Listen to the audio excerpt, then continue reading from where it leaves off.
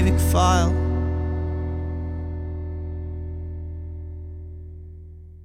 Hi, this is Chad, VP of Products, and what you just heard was recorded entirely with the virtual microphone system from Slate Digital. The vocals were recorded with our ML-1A large diaphragm condenser, and the instruments were recorded with our new ML-2A small diaphragm condensers.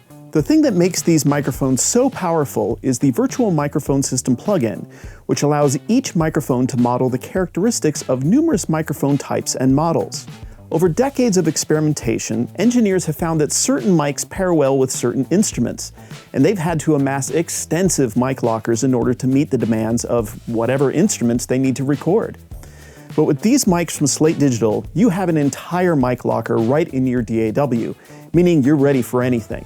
And what's even better, you can change the mic models after the recordings are made, allowing you to continue experimentation and discover new mic instrument pairings all of your own. To begin with, the drums are recorded entirely with the ML-2A microphones.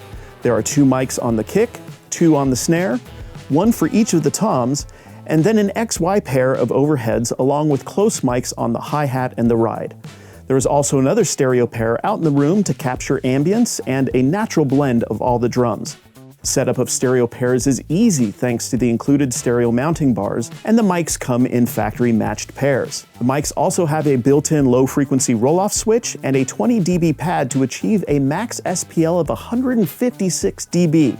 They can handle just about anything. Now the mic inside the kick uses a blend of the S112B and S Custom Kick mic models. I'm blending the characteristics of these 2 mics to get a nice balance of attack and deep thump from the kick.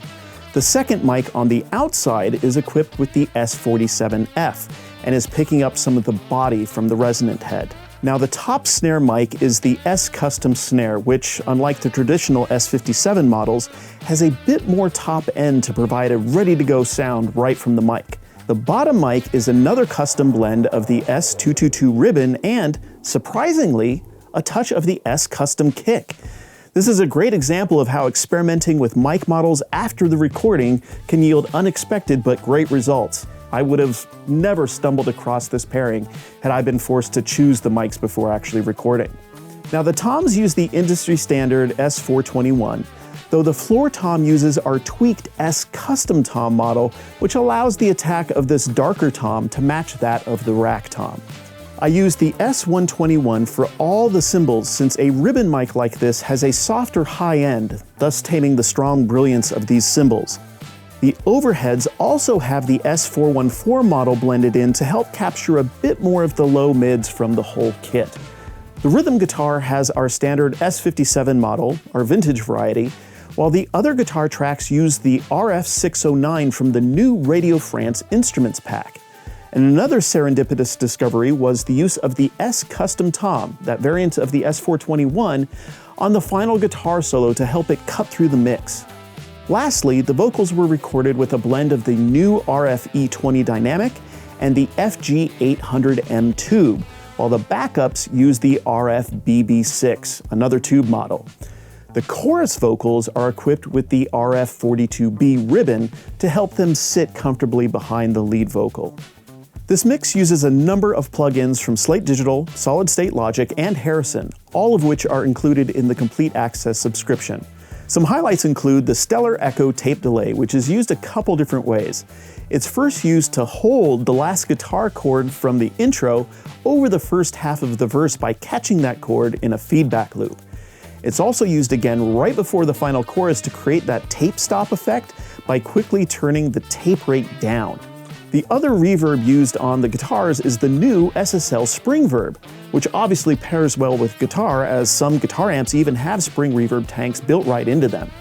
I'm making use of Spring Verb's ducking feature to keep the reverb out of the way whenever the guitar plays, so the reverb just fills in the space between the notes.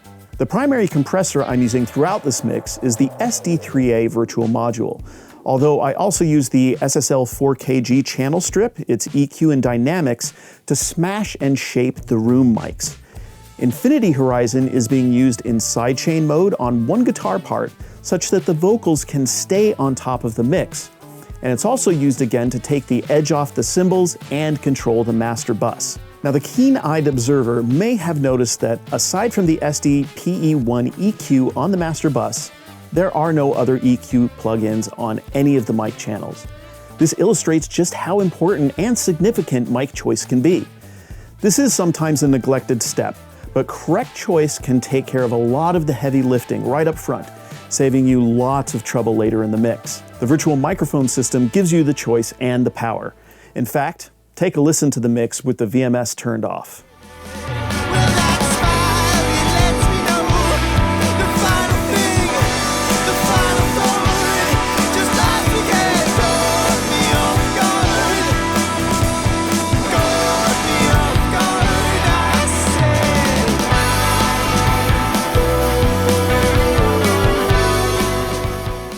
As you can hear, VMS has a significant role in shaping this mix through the mic models, the virtual preamps, and the mono-compatible stereo widener which I use on the vocals, guitars, and even the snare drum. The microphones come with 3 months of the Complete Access subscription, so you'll be able to use all these great plugins to shape your final mix as I've done here. And you'll even have access to the new Virtue Assisted Mastering application, which I use to put the final touches on the full song you heard at the start of this video. You can learn more about the microphones, plugins, and the Complete Access subscription at slatedigital.com, so head on over and check it out. Thanks to Who Ate All The Crayons for participating in this video, and thank you for watching. See you in the next one.